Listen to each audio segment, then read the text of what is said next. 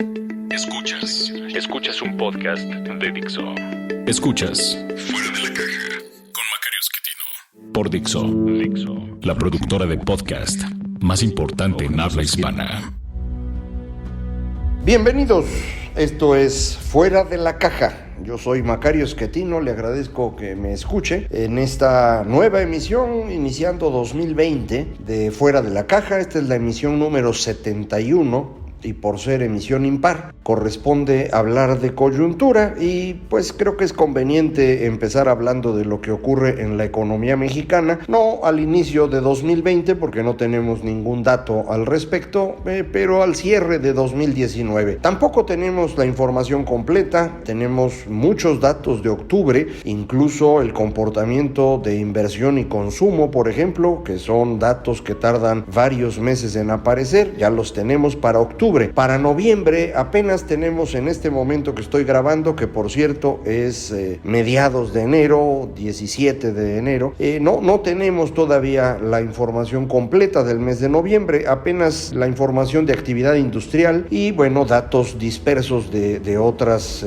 fuentes que son esencialmente registros administrativos, como lo llama INEGI, y del mes de diciembre pues tenemos todavía menos. En el caso de octubre, lo que tenemos es un comportamiento negativo de la economía, ya usted lo conocía porque esto es un dato de fines del año pasado, y lo que tenemos nuevo es que la inversión para el mes de octubre se estaba contrayendo todavía en ritmos prácticamente del 9% anual. Es una contracción muy fuerte que apenas es compensada ligeramente por el consumo. Recuerde usted, en el caso de México el consumo es más o menos el triple de la inversión, entonces el crecimiento de 1,5 o un poquito más del consumo, pues alcanza a compensar parte de la caída de la inversión y ya no se ve tan feo. No lo compensa por completo, y la razón por la cual el dato de crecimiento de la economía no es peor es debido a el comercio exterior.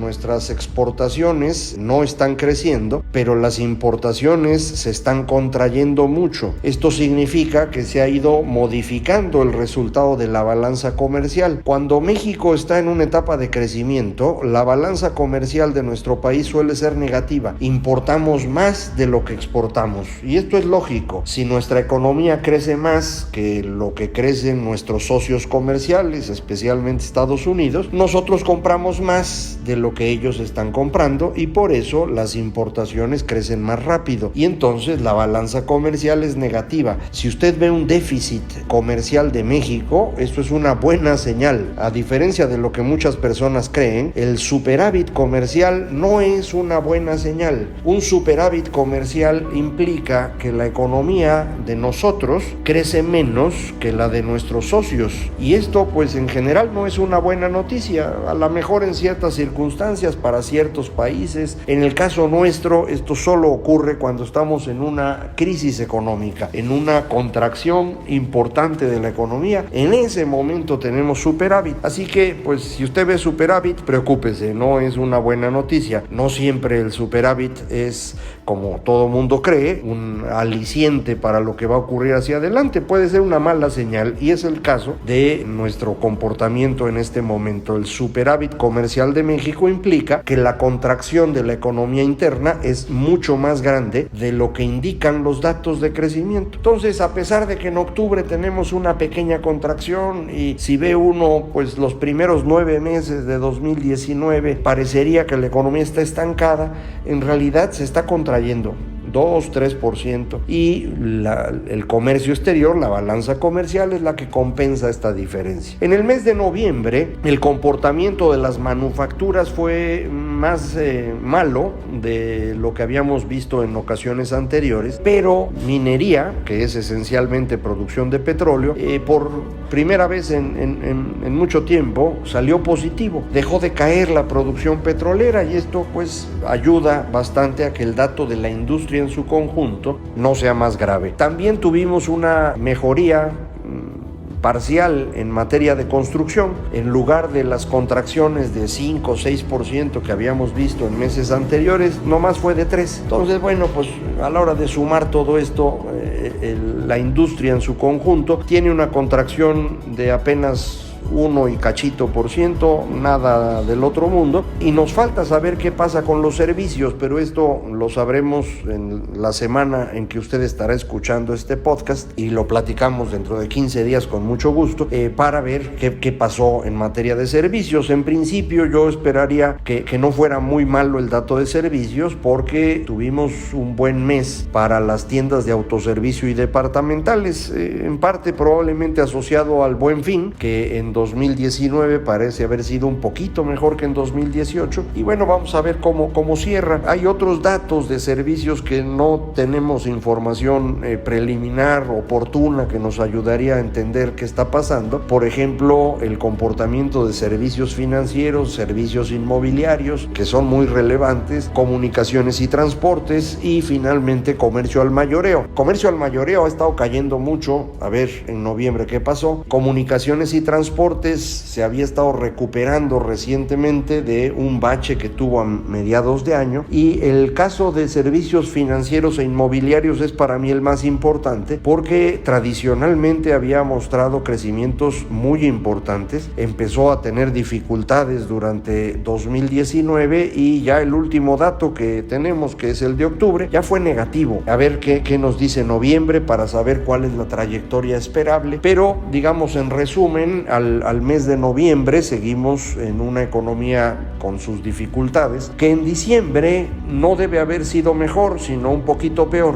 Para el mes de diciembre, otra vez tenemos los datos de ventas de autoservicio y departamentales que no tuvieron un mal mes, pero también tenemos los datos de producción automotriz, exportaciones, ventas, y en materia de vehículos el dato sí está feo. Es ya tercero o cuarto mes donde tenemos caídas de 2 dígitos en la producción de automóviles, y esto se va a reflejar en manufacturas en diciembre que no van a tener un buen comportamiento. Justamente el día de hoy salió el dato de crecimiento de la industria manufacturera en Estados Unidos y es una contracción de menos 1.3%. Yo esperaría que tuviéramos en México tal vez un punto más de contracción, es decir, menos 2.5% de contracción durante diciembre en manufacturas. Si la construcción sigue este comportamiento que mostró noviembre, o si la producción de petróleo no cayó, entonces estos dos pueden ayudar a compensar un poco y la industria estaría otra vez en menos 1 y fracción. ¿Por qué es importante esto? Porque de lo que ocurre en el cuarto trimestre, es decir, octubre, noviembre y diciembre, depende el crecimiento de la economía mexicana durante 2019. Le decía yo, los primeros 9 meses dieron como resultado un crecimiento prácticamente de cero, pero el cuarto trimestre parece que va a ser negativo. Entonces tendríamos un dato final para 2019 de menos 0.2, menos 0.3, menos 0.4%, algo por ahí. No es una contracción muy seria, pero no es estancamiento, es una contracción, y esto es lo que va a sentar las bases para el comportamiento de 2020. Al respecto, durante este 2020 no tenemos muchos lugares de donde agarrarnos para decir que va a haber crecimiento. Por ejemplo, en materia de construcción vamos a seguir arrastrando una caída fuerte en infraestructura, porque eso esencialmente es gasto de gobierno y lo presupuestado es una contracción de 5% en términos nominales, es decir, en términos reales una contracción del orden de 8% durante 2020. El otro sector grandote, digamos, de construcción, que es proyectos especiales, tiene mucho que ver con grandes obras de la iniciativa privada, y ahí tampoco tenemos confianza en que haya mucho. El Plan Nacional de Infraestructura que se presentó en noviembre no parece avanzar. La parte de energía, que era lo más atractivo, no se presentó, se pospuso, nos la iban a presentar en enero, la pospusieron para febrero, y durante las primeras mañaneras de este 2020 el presidente dijo que no va a haber contratos para energías, específicamente en materia de petróleo. Entonces, bueno, pues no hay de dónde esperar un gran crecimiento en este rubro.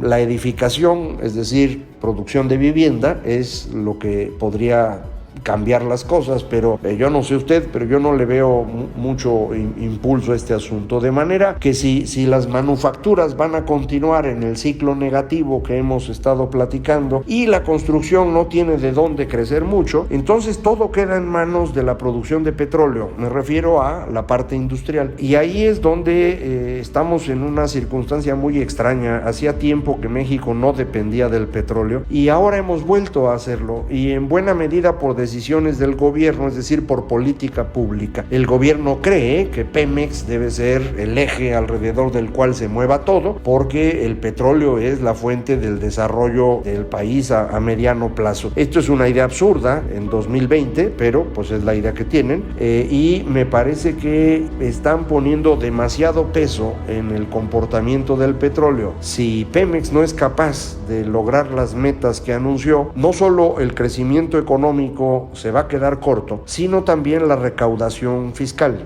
Recuerde usted que el gobierno tiene una cantidad importante de ingresos por cuestión petrolera y tiene una parte más grande todavía que depende de impuestos. Si la parte petrolera no funciona, entonces los ingresos del gobierno se van a quedar cortos. El resto, los impuestos, dependen del crecimiento de la economía. La estimación que hizo el gobierno es que creceríamos 2% en 2020. El promedio de estimaciones de los expertos está en 1% para 2020. Y mi particular interpretación es que el crecimiento máximo posible para 2020 es 0.8%. Me inclino más a pensar que estaríamos cercanos a cero nuevamente durante este año, y esto implicará que el gobierno no tendrá recursos. Ya tiene los gastos comprometidos, no le van a alcanzar los ingresos y va a ocurrir lo mismo que en 2019. Tendrán que echar mano de los ahorros que tienen por ahí. Ya en 2019 se comieron prácticamente todo lo que tenían, incluyendo el seguro de gastos catastróficos del Seguro Popular, y por eso lo cancelaron. Esto es una tragedia en la que no voy a profundizar ahorita, pero fue literalmente un robo a quienes están asegurados en ese sistema, que desaparecieron sin dar opción. Y adicionalmente el fideicomiso de estabilidad de los ingresos presupuestarios, un ahorro que el gobierno mexicano había construido durante los últimos 10 años, que tenía 300,000 millones de pesos, la mitad ya se lo comieron en 2019 para equilibrar la falta de ingresos, y creo que la otra mitad se la van a comer en los primeros meses de 2020. Mi estimación es, si los datos de petróleo son como yo creo, que es prácticamente iguales o incluso un poco más bajos que lo que vimos durante estos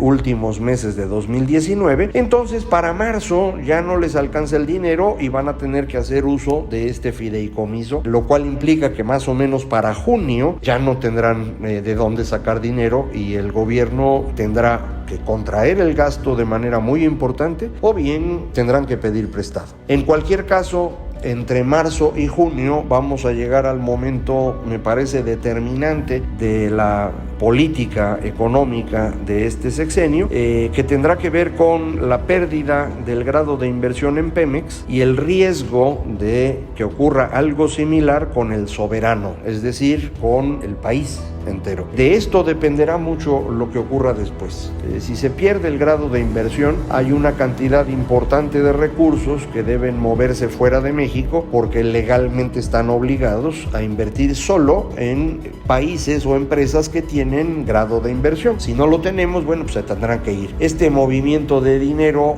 tendrá un impacto sobre el valor del dólar, es decir, tendremos una depreciación, y ahí es en donde será muy importante el fenómeno del presidente López Obrador y sus dificultades para administrar sus emociones. Se va a enojar, pues, y cuando se enoja luego no decide bien. Esto ya ha pasado muchas veces en la historia con él, no siendo presidente, pero dudo que la presidencia lo haya corregido de esto. De manera que me parece que alrededor del verano vamos a tener esta tensión muy fuerte del presidente intentando resolver problemas en los que él mismo se metió sin tener herramientas para ello, y esto pues puede llevar a una radicalización tanto del grupo que lo acompaña como de las mismas políticas públicas. Y esto es importante porque ahí puede perder muchísima popularidad. Hay muchas personas que dicen que no entienden por qué es tan popular el presidente si la economía está estancada y la inversión se hunde y ha hecho muchas tonterías. Pues sí, pero para una gran cantidad de mexicanos, 2019 no fue un mal año.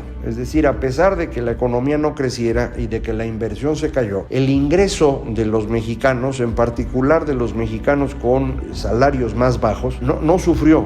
Si usted calcula las personas que en México tienen ingresos inferiores a 3 salarios mínimos, esto es prácticamente el 70% de la población. Y este 70% sí vio incrementar sus salarios. En el sector formal, es decir, los asegurados al IMSS, el incremento salarial real fue superior al 2%. Usted dirá que no es mucho, pues sí, pero hacía tiempo que no veían un aumento tan grande. No se generaron muchos empleos, al contrario, pues sí, pero quienes sí tenían empleo vieron este pequeño incremento y pueden comprar más cosas. Y quienes están en la economía informal, pues algunos reciben los becas de Benito Juárez, otros las de Jóvenes Construyendo el Futuro, unos más tienen a sus viejitos cobrando la pensión. Todos estos programas tienen muchos problemas de aplicación, pero pues los que hayan recibido dinero sin duda están mejor. Y si le suma usted a esto que las remesas crecieron durante 2019 en 7,5%, bueno, pues el 70% con menos ingresos de México no sintió la caída de la inversión, no sintió el estancamiento económico y sí está mejor. Y entonces pues le da más tiempo al señor López Obrador para cumplir sus ofertas, le cree y por lo tanto pues el señor sigue siendo popular. Esto es exactamente lo que se llama populismo económico. Se está teniendo un ingreso mayor en los grupos de menos ingresos, perdón por la redundancia, pero que no es sostenible, ya no digamos en el largo plazo, probablemente ni siquiera en 2020, pero de momento sirve. Para López Obrador sería importantísimo que esto aguantara hasta la elección del 21, y me imagino que hará hasta lo imposible para que esto ocurra, pero no creo que llegue mucho más allá de eso. Me parece incluso que será difícil que lleguemos al otoño de 2020, a agosto, septiembre, en condiciones de popularidad como las que se han visto recientemente. Entonces ahí es donde, insisto, va a haber una presión relevante sobre el presidente, y él bajo presión no funciona muy bien. Es la razón por la cual perdió la elección de 2006, es la razón por la cual en 2012 no logró nunca competir seriamente, y en el gobierno creo que esto lo va a llevar a tomar decisiones todavía peores que las que ha tomado hasta hoy.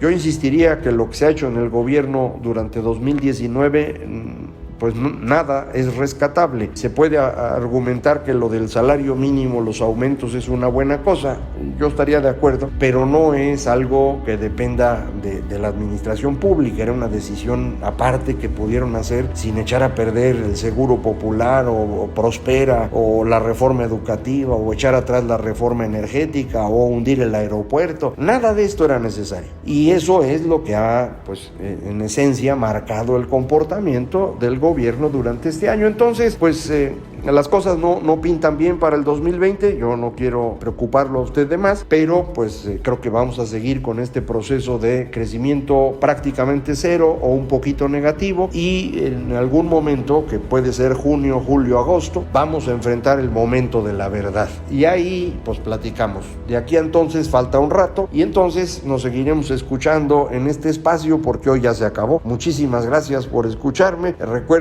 es fácil comunicarse conmigo, Macario MX, en Twitter @Macario MX, correo electrónico macario@macario.mx, página electrónica www.macario.mx. Le agradezco mucho que me escuche. Esto fue Fuera de la Caja.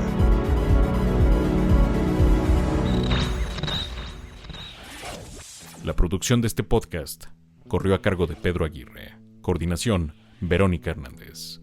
Producción general, Dani Sadia.